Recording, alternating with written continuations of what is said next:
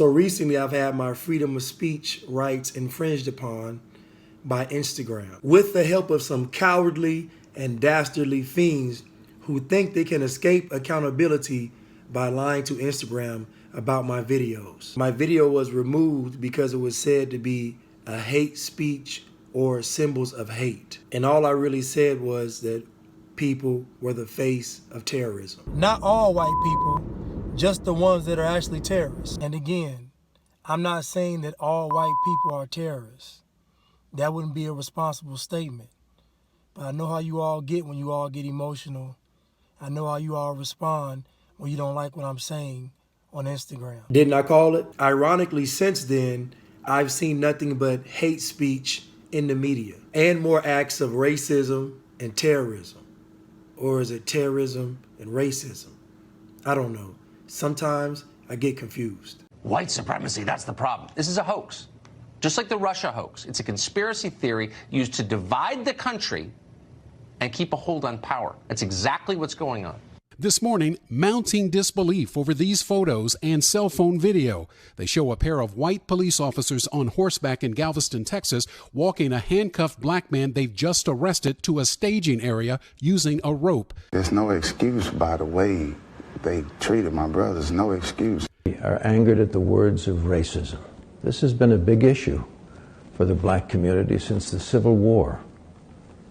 But this has been solved long ago by our forefathers for peace and love.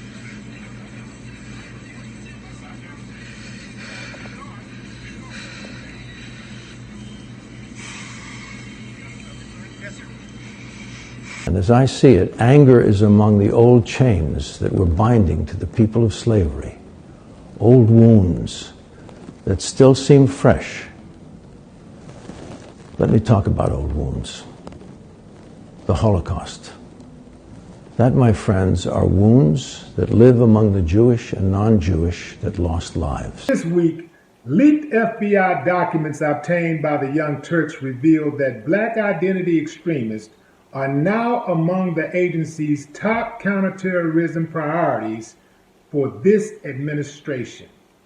The 2018 through 19 threat guidance documents describe black identity extremists as those who use force or violence in violation of criminal law in response to perceived racism and injustice in American society.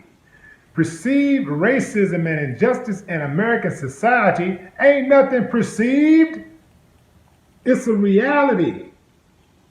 Talking about perceived racism and injustice. Ain't nothing about racism and injustice in America is perceived. It is a fact. Who we're going after now. Black people, brown people, women, and that's let's do it as the platform. That's what you're seeing. And the only way we can discuss it around here, because this isn't about politics, it's about race. What you're seeing happening around here is about race, and it's been turned into politics. If you're not calling it abhorrent, obviously racist, dangerous rhetoric, you're complicit. The FBI literally stated that black identity extremists are more dangerous than white supremacists and the Al-Qaeda. What is a black identity extremist? A person that's tired of being oppressed by systematic racism? Or a person that's tired of the economic injustices? Or maybe a person tired of being denied access to the corporate ladder? Or a person that's just tired of being oppressed because of the color of their skin? But there is a new term the FBI is using for white supremacists, and that is racially motivated extremists. That just sounds so much nicer, and it takes the word out of the equation. Black people have been suffering for centuries from the violence committed by racist people. But the FBI wants to make the #1 victims of racism the #1 threat to the government. COINTELPRO existed from 1956 to 1971.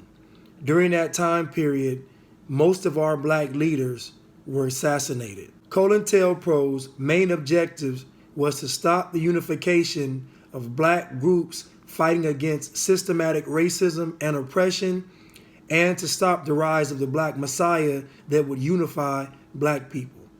I want to ask you all a question.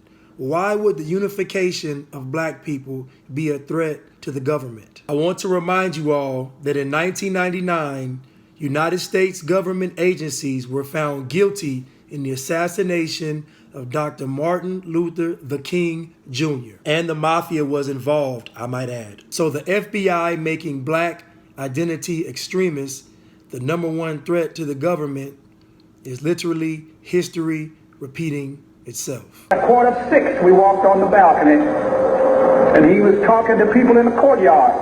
He stood here and I stood there. Only as I moved away so we could have a clear shot, the shot rang out. Thank you. Wait for it. Free Blanche. Get money.